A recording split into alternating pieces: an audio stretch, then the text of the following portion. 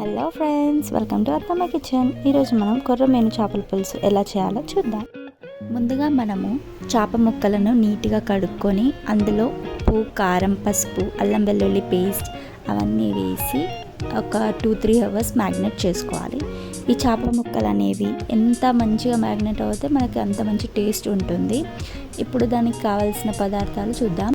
ముందుగానే ఫ్రై చేసి పెట్టుకున్న ఆనియన్స్, టమాటోలు, కొత్తిమీర, పుదీనా, ఇంకా నానబెట్టుకున్న చింతపండు, ఇంకా బిర్యానీ మసాలా, అందులో ధనియా పొడి, దాల్చిన చెక్క, వామ, లవంగం, ఇలాచి, పనస పువ్వు, మిరియాలు, జీలకర్ర, షాజీరా, మెంతి పొడి, ఇవన్నీ మనం మిక్సీకి పట్టుకోవాలి.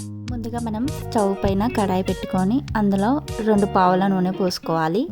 కడాయిలోని ఆయిల్ వేడయ్యాక అందులో బిర్యానీ ఆకు, కొద్దిగా అల్లం వెల్లుల్లి పేస్ట్ వేసి పచ్చివాసన పోయే వరకు ఫ్రై చేసుకోవాలి. అందులోనే మెంతికూర వేసుకొని బాగా ఫ్రై చేసుకోవాలి. తర్వాత అందులో మ్యాగ్నేట్ చేసి పెట్టుకున్న ఫిష్ పీసెస్ని వేసుకోవాలి.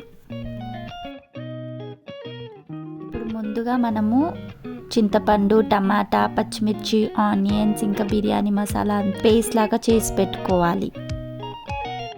ఇప్పుడు ఆ పేస్ట్ని మనము కడాయిలో వేసుకొని ముక్కలకి పట్టేలా మంచిగా మిక్స్ చేసుకోవాలి.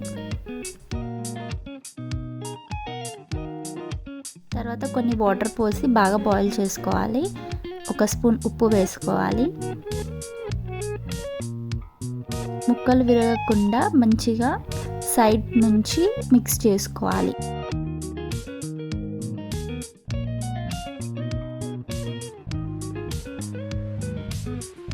ఇప్పుడు ఒక 10-15 మినిట్స్ వరకు మూత మూసి బాగా ఉడకనివ్వాలి.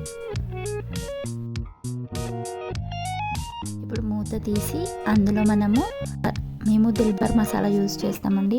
ఇది వేయడం వల్ల నాన్ వెజ్ కర్రీస్ అయితే చాలా మంచిగా అవుతాయి. ఇంకా ఫిష్ మసాలా వేసుకోవాలి. లాస్ట్లో కొద్దిగా కొత్తిమీర, పుదీనా వేసుకోవాలి. తర్వాత ఒక 2 మినిట్స్ సిమ్లో పెట్టుకుంటే అంతే అండి, సింపుల్. వేడి వేడి కొర్రమీను చేపల పులుసు రెడీ. కనుక ఈ రెసిపీ నచ్చినట్టయితే మా వీడియోకి లైక్ చేయండి, షేర్ చేయండి, మా ఛానల్ని సబ్స్క్రైబ్ చేసుకోండి. Thank you for watching.